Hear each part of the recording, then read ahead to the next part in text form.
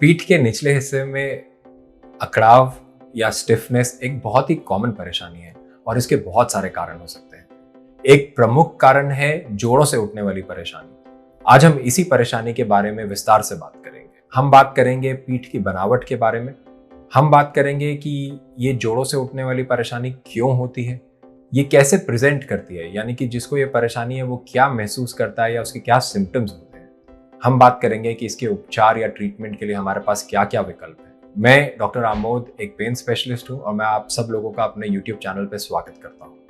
आइए आगे हम समझते हैं कि पीठ के बनावट के बारे में। स्पाइन की बनावट आपको समझाने के लिए मैं इस मॉडल की मदद लूंगा। स्पाइन बहुत सारी हड्डियों के मिलने से बनता है और वो हड्डियां एक के ऊपर एक होती हैं। आप देख सकते हैं यहाँ पे बहुत सारी हड्डियां हैं और वो एक के ऊपर एक बैठी हुई है। और अगर मैं आपको ओरिएंट करूं तो गर्दन वाला हिस्सा ऊपर है और ये लोअर बैक यानी कि रीढ़ की हड्डी के निचला हिस्सा ये वाला है जो हरे रंग में है। और जिस तरफ से आप देख रहे हैं वो पीठ की तरफ है, यानी कि पेट आगे की तरफ होगा। ये नीचे का तरफ है यानी कि यहाँ पे हिप जॉइंट है और ये ऊपर का तरफ है जो कि हेड का बैक वाला पार्ट है, यानी कि ये वाला पार्ट। तो अब इसको और डिटेल में दिखाने के लिए मैं एक छोटे मॉडल की मदद लेता हूँ और इस मॉडल में सब कुछ वैसा ही है। इसमें हमने जो हरा वाला नीचे वाला हिस्सा था लोअर बैक का उसको निकाल करके अलग कर लिया। तो दोबारा से समझाने के लिए पीठ इस तरफ है, पेट इस तरफ है, नीचे की तरफ ये टेल बोन है।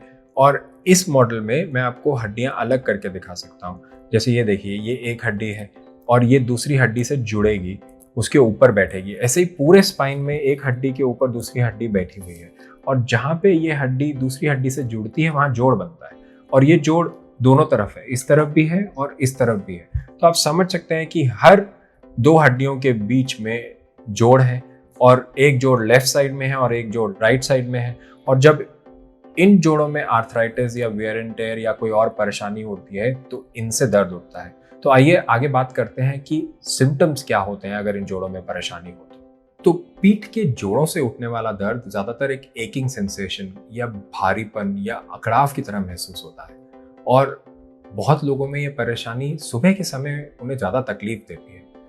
ज्यादातर लोगों को सुबह उठने के बाद सीधा होने में समय लगता है या अपना चलने फिरने में थोड़ा समय लगता है और थोड़े समय के बाद ये जो है इम्प्रूव हो जाता है अपने आप। बहुत लोग ऐसा भी बोलते हैं कि ठंडी में या सर्दी के मौसम में ये परेशानी उन्हें ज्यादा तंग करती है।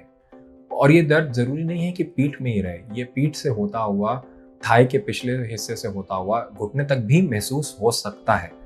अब इसका प्रभाव आपके काम करने की क्षमता पे भी पड़ता है। कई लोगों में ये एक माइल्ड डिस्कम्फर्ट ही रह जाता है और कई लोगों में ये एक सिवियर डिसेबलिंग पेन भी बन सकता है। तो एक प्रमुख सवाल ये उठता है कि इन जोड़ों में परेशानी आखिर आती क्यों है। इसका एक जो सबसे कॉमन कारण है वो है उम्र के साथ जो जोड़ों में घिसाव आता है, यानी कि वेयर एंड टेयर होती है, यानी कि आर्थराइटिस। वो एक प्रमुख कारण है। इसी कारणवश बढ़ती उम्र के साथ ये परेशानी ज्यादा देखी जाती है। उसके अलावा कई लोगों को अलग तरह के आर्थराइटिस होते हैं जिसमें इन्फ्लेमेटरी कंपोनेंट रहता है और कई बार उन आर्थराइटिस में भी इन जॉइंट्स की इन्वॉल्वमेंट हो सकती है जिसकी वजह से ये जल्दी या कम उम्र में भी आ सकता है। एक और कारण की बात करें तो स्पाइनल सर्जरी के बाद अगर आपके स्पाइन में कोई सर्जरी हुई है या स्पाइन के किसी हिस्से को फिक्स कर दिया गया है तो जिस हिस्से को फिक्स किया गया है उसके ऊपर या नीचे वाले जो जोड़ है उन पे भी ज़्यादा दबाव पड़ता है और उसकी वजह से भी ये दर्द ज़्यादा आ सकता है। एक और कारण की बात करें तो इंजरीज के बाद कोई अगर स्पाइन में या वैसे कोई इंजरी हुई है तो उसके बाद भी ये जोड़ इन्वॉल्व हो सकते हैं। तो कारण तो बहुत सारे हैं, लेकिन अगर हम सबसे कॉमन कारण की बात करें तो उम्र के साथ जो बदलाव आता है, जो वेयर एंड टेयर होता है, वो एक प्रमुख कारण है। अगर हम इन जोड़ों से उठने वाले दर्द की ट्रीटमेंट की बात करें तो इसमें हम बहुत सारी मोडालिटीज को एक साथ इस्तेमाल करके आपको मैक्सिमम रिलीफ देने की कोशिश करते हैं। हम इस्तेमाल करते हैं एंटी इन्फ्लेमेटरी दवाइयों का, हम इस्तेमाल करते हैं फिजियोथेरेपी का और हम इस्तेमाल करते हैं इंजेक्शन का। फिजियोथेरेपी का इस ट्रीटमेंट में एक अहम रोल है। फिजियोथेरेपी मदद करती है आपकी कोर मसल्स, यानी कि ये जो मसल्स हैं इनको स्ट्रेंथन करने में, और अगर ये मांसपेशियां या मसल स्ट्रांग रहेंगी तो ये आपके जो जोड़ों पे लोड है उसको शेयर करती हैं और उसकी वजह से उनसे उठने वाले दर्द में कमी आती है। इंजेक्शंस उनका एक बहुत ही अहम रोल है।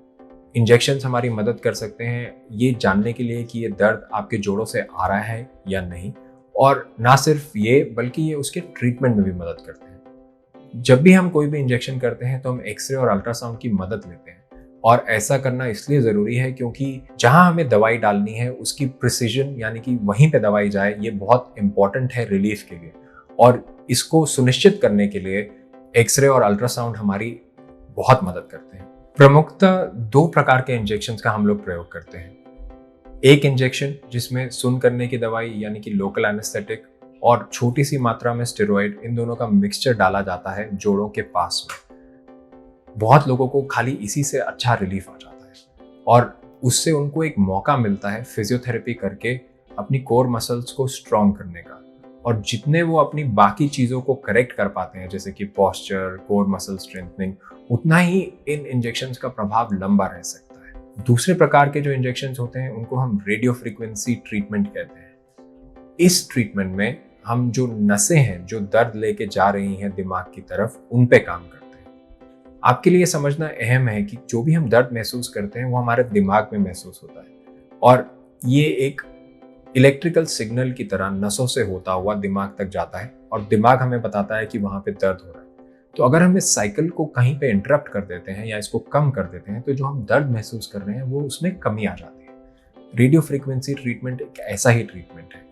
इसमें हम खास प्रकार की इक्विपमेंट और सुई को इस्तेमाल करते हुए इन नसों के पास में उनको प्लेस करते हैं अल्ट्रासाउंड या एक्सरे की मदद से। और जब वो अपनी सही जगह पे वो सुइयां प्लेस हो जाती हैं तो रेडियो फ्रीक्वेंसी को इस्तेमाल करते हुए हम नस के एक छोटे से हिस्से को ट्रीट करते हैं, और उसकी वजह से जो उसमें से पेन के सिग्नल्स जा रहे हैं उसमें कमी आती है और आपको रिलीफ मिलता है। ये एक अच्छा विकल्प है और यह आपको बहुत बार एक लंबा रिलीफ भी दे सकता है, यानी कि साल, 1.5 साल या कई बार उससे भी ज़्यादा। ये एक सेफ ट्रीटमेंट है जो डे केयर में की जाती है। इसमें कोई कट्स या इंसिजन्स या टांके ऐसा कुछ भी इन्वॉल्व नहीं होता है। इसमें बेहोशी की भी कोई ज़रूरत नहीं है। सिर्फ सुन करके या कई बार थोड़े मरीजों को थोड़ा सा सेडेशन दे करके ये ट्रीटमेंट की जा सकती है और आपको उसी दिन घर भेज दिया जाता है। और अगर इससे अच्छा आराम आए तो ये बहुत लंबा रह सकता है और ज़रूरत पड़ने पे इस ट्रीटमेंट को हम रिपीट भी कर सकते हैं। तो अंत में मैं आपसे यही कहना चाहूँगा कि अगर आपको पीठ में स्टिफनेस है और अकड़न रहती है, और अगर आपकी वो दिनचर्या को या जो आप काम करना चाहते हैं उसको लिमिट कर रही है, तो आपको सफ़र करने की कोई ज़रूरत नहीं है। इसकी ट्रीटमेंट के विकल्प हैं। आप एक स्पेशलिस्ट से राय लीजिए, वो आपको सजेस्ट करेंगे कि आपके लिए सबसे बेहतरीन ट्रीटमेंट क्या है, और उसको करने से आप अपनी नॉर्मल ज़िंदगी की तरफ वापस अग्रसर हो सकते हैं। अंत में मुझे सुनने के लिए बहुत बहुत धन्यवाद। मुझे उम्मीद है ये सारी जानकारी आपके लिए लाभदायक साबित होगी।